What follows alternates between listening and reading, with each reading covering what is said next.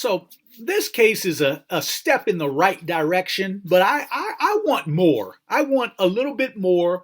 But, when they fire the police for wrongdoing, for lying, that's fine. But when there's a loss of life or when somebody gets shot, I think that there should be more justice. So the case involves this. First of all, this story comes from the Atlanta Black Star story by Tanasia Kinney. And Chicago Police Superintendent Eddie Johnson has moved to terminate 7 officers who reportedly gave false information regarding the 2014 shooting of Laquan McDonald. According to the Chicago Sun-Times, Johnson spared an 8th officer who is female because he disagreed with the city inspector general's recommendation for her to be fired as well. Differing reports state that a total of 8 officers were terminated. Atlanta Black Star reached out to the Chicago Police Department to confirm but was unable to get an answer. The department and outside counsel reviewed reports from the 2014 shooting and found that the 7 officers broke Rule 14. Officers shall not give false information. While I know that this type of action can come with many questions and varying opinions, please know that these decisions were not made lightly, Johnson wrote in a message to rank-and-file officers Thursday.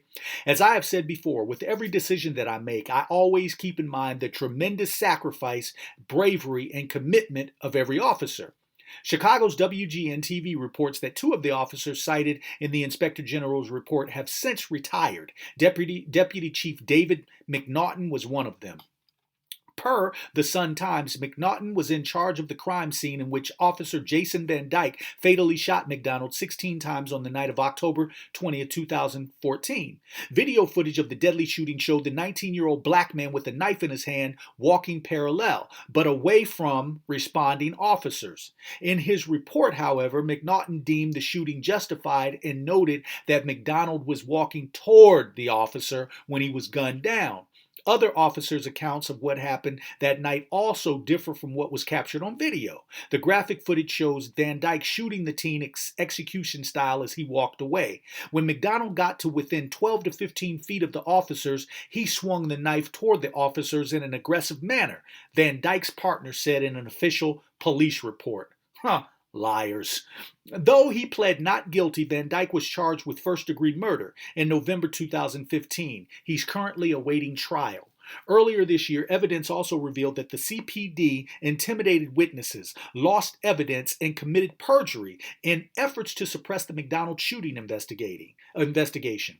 According to Atlanta Black Star, citizens who witnessed the shooting said they were questioned for hours until their testimonies matched the police narrative. Civilian witnesses have told us that they were held against their will for hours, intensively questioned by detectives, during which they were repeatedly pressured by police to change their statements, said Michael Robbins, an attorney for the McDonald family. When the witnesses refused to do so, the investigating officers simply fabricated civilian accounts in the reports.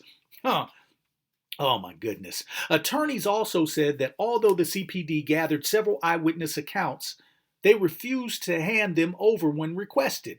This latest bombshell involving the 8 police officers is just another part of the cover-up in McDonald's death investigation. Before horrifying video of the shooting was released, the city of Chicago spent ample time and money suppressing the footage. According to ABS, they quickly offered the McDonald family $5 million settlement even before they filed a lawsuit. Wow. The shooting and attempted cover-up sparked national outrage across the country as protesters demanded justice for McDonald and his family. Although Superintendent Johnson has stripped the 8 officers of their police status, he doesn't have the power to terminate them unilaterally, the New York Times reports. The unidentified officers will also have a chance to contest their firings before Chicago's police board. Members of the board are appointed by Mayor Rahm Emanuel, according to the publication. There you have it. So they might be back on the force sooner than we think. My goodness. My name is Yarima Karama at Your Black World News.